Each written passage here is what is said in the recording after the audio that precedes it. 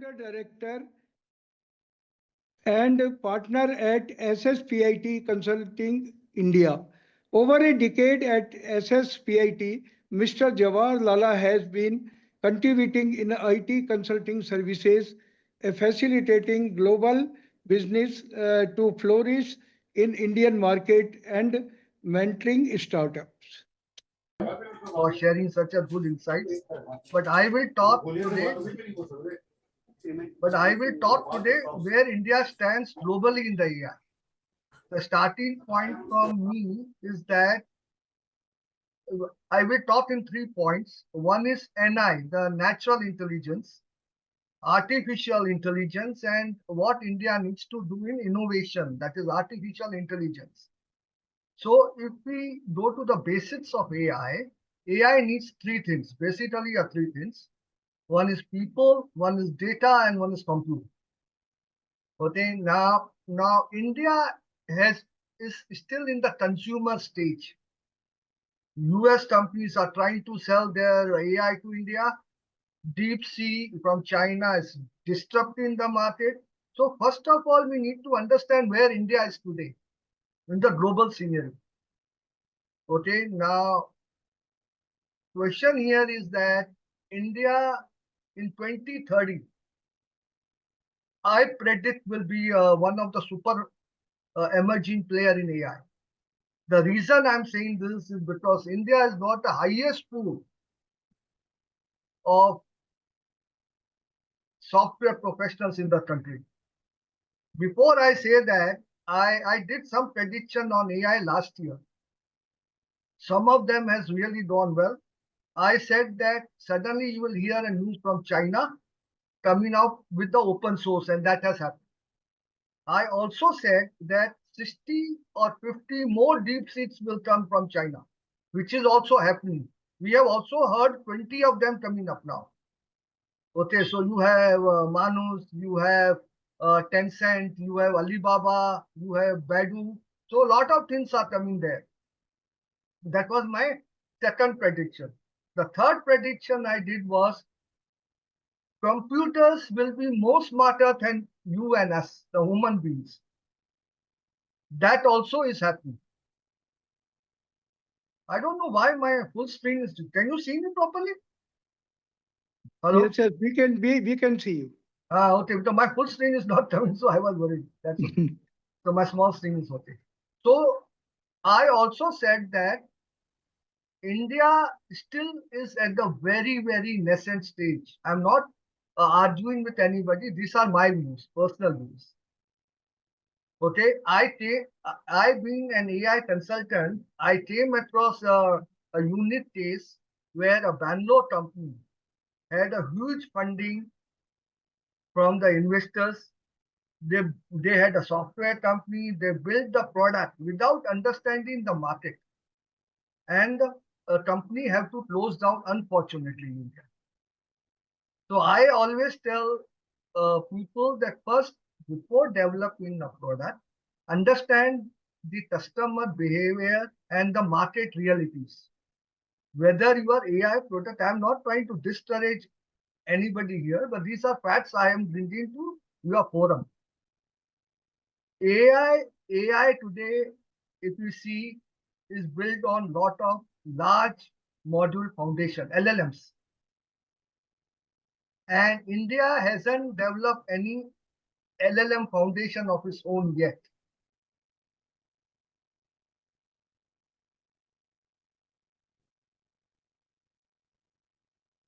We are still dependent on US and China for the large LLMs foundation models.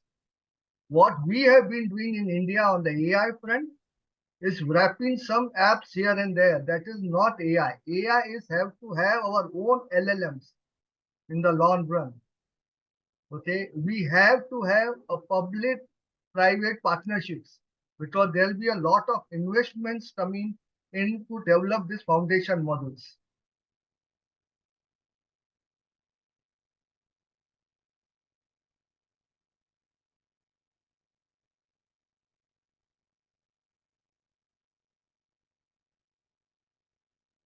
data with me because being a consulting company, we always Yes. believe in data.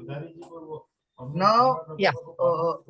it is very unfortunate. It is unfortunate if we talk about Asian Pacific countries. China is leading the AI race. And why they are leading the AI race? Because they have pumped billions of dollars, not today, but 5 years back, to develop their own AI. If I see the analysis report which my team has generated, India has got the least investments in the whole effect. I'm sorry to say, sir. With due regards to you, Atal mission, what the sir was mentioning, 10,400 crores is very less. If we have to be a big player in AI, the more pumping has to come back either from government or from corporate or from PSUs. Then only India can do something on here. That is my views. The second important thing was the AI market today is growing at the rate of 40% year on year. So it is a big market, very, very big market. And 1.5 startups of AI are already there. So they will need bigger labs and bigger infrastructure to develop their AI modules coming in the market. I haven't seen live cases happening in the market yet. Microsoft co-pilot Satya Nadella says that he has done something in agriculture, healthcare, which I still have to see. I don't know how many of you have really seen the live case. And the most important thing here is I tell that UPI is a very strong platform of India, the digital payments platform. And AI has to be integrated in UPI. This is what my suggestion is. If we have to do very good in AI. The second important thing in AI, we need a very high-end GPUs or TPUs. Now the TPUs have also come in. So whether in government level somebody is understanding this game, whether they are going to buy GPUs which are new or they are buying which is obsolete worldwide. So these are some of the factors we need to look if we have to become an emerging power of AI in India. The second thing is that a lot of people tell me that AI will take the jobs. I'm not agreeing to that. Like Sir said, he searched in the Naukri.com and 1.5 million jobs were available. So there are a huge potential of AI jobs. The third thing which I want to say again is that when I said that whether AI will be intelligent than human beings like us, it has been proven in certain cases that AI in diagnostic, AI in agriculture, AI in coding is more smarter than human beings. Their diagnosis has been 100% correct, especially at the operation theaters. The fourth important point I want to tell here is that today academics, the IPs, the research papers, India is the lowest again. It's just 5% of people in India has given their research papers. Whereas in China is 40% and US is 75%. So we need to stay at that level. So these things may think very lightly because when I talk about AI from a technology perspective, I need to see a very high-end AI labs, high-end 5G networks, high-end digital highways to achieve the AI enabling to the startups or to university students or colleges and all that. Recently, I was informed that Indian Chartered Accountant Association has come out with their own AI course where they are enabling chartered accountants of India to learn and present the case study of there with the clients. Now, if all the association do this is very good for AI in the country. So I hope I'm not too fast. Hello, hello. Hello, please go ahead. All are Nene, I enjoying thought, No, no, very Nene, good I thought I'm information. too you are fast. fine. You are fine, Joharji. Yeah. Okay, okay. The second is that the AI professionals' jobs, according to me, will be 40 to 50% growing year on year. That is my next analysis I've done. So today, if there is a software programmer doing some other programming, he has to upgrade a skill. And then with AI certification or background, he can be a different class of AI professional. This is what we need today in the country.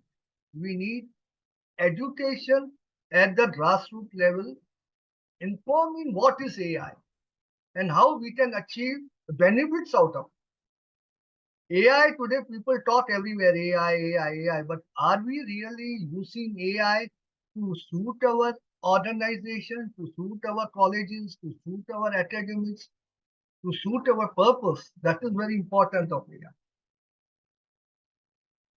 Okay, the next point I want to talk about is the government initiatives.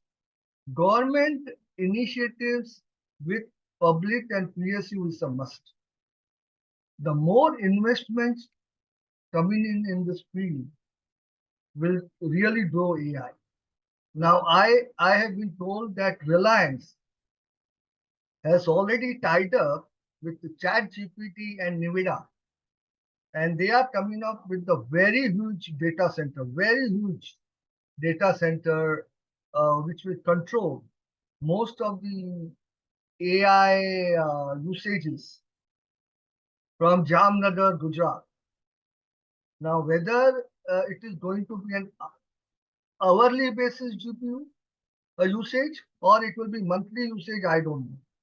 But these things, if they are happening all around India, the large corporates coming, putting a larger data centers, the largest infrastructure, the telecom company coming and joining hands with 5G, 6G, then only it will work.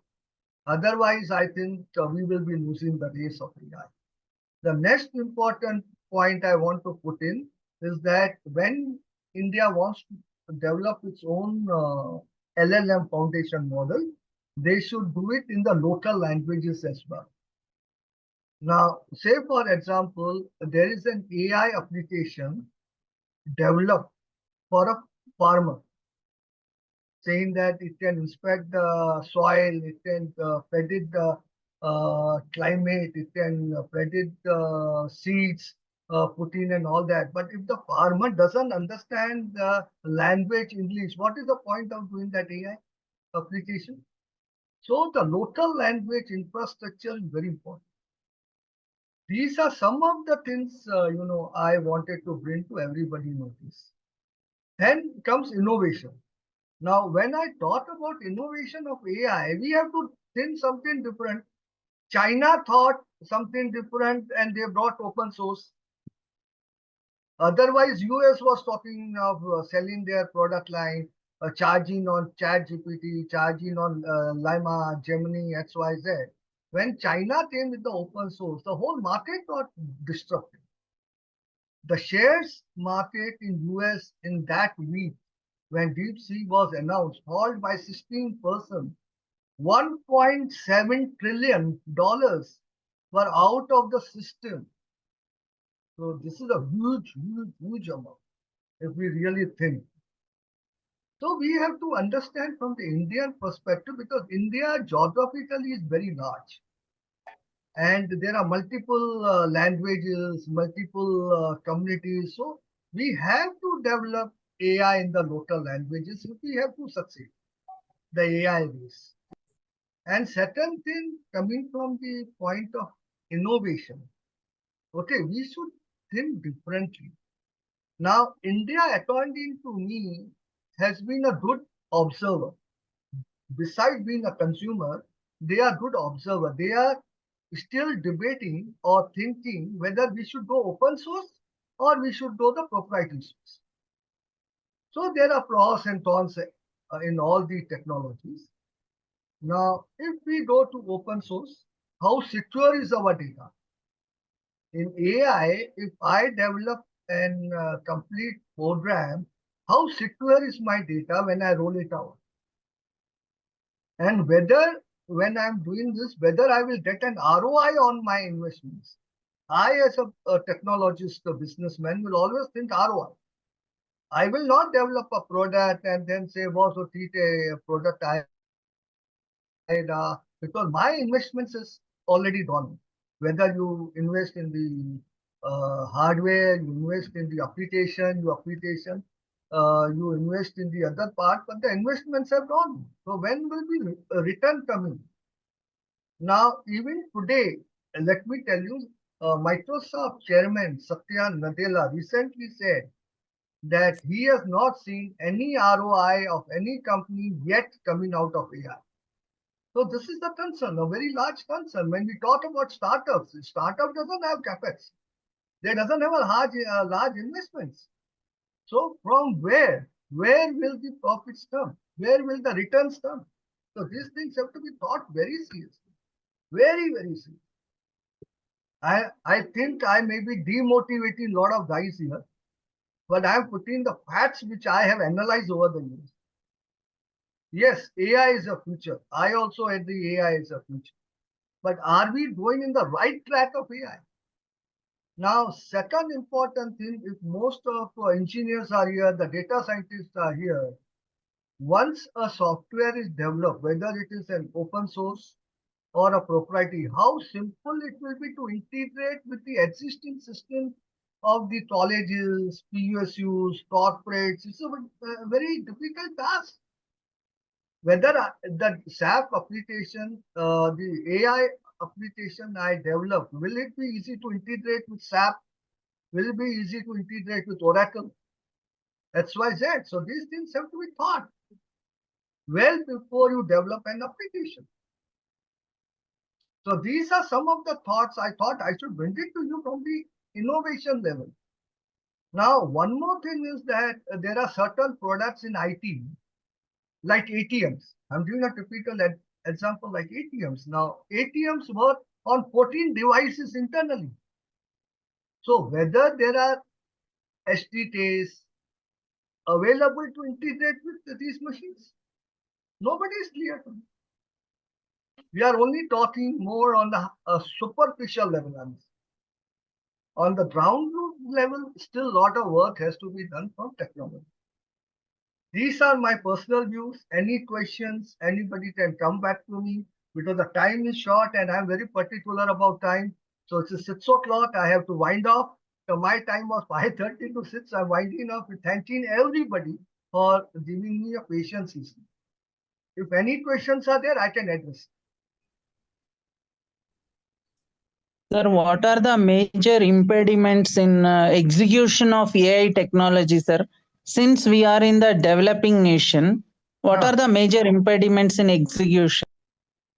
So there are two things, when you develop any application, okay, you have to see whether your final product, where it is going to be run, and whether that hardware is compatible with your software which you have developed. Now, this is a war like we had in mobile. I'm just giving a vague example here. It's an Android versus iOS. Now, whether you have to go to iOS way or you have to go to Android way.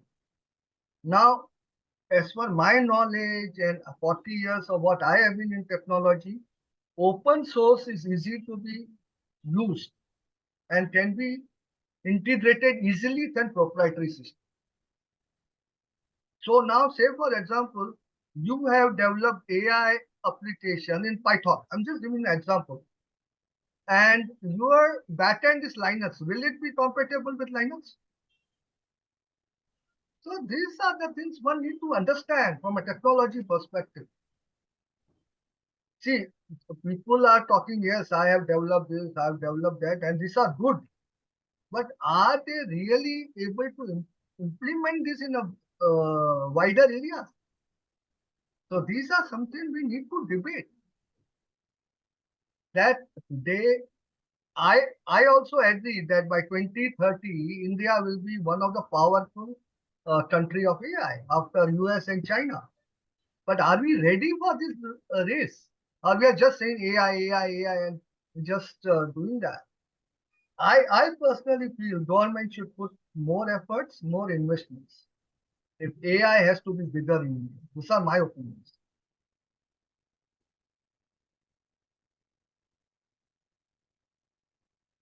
Any other So- question?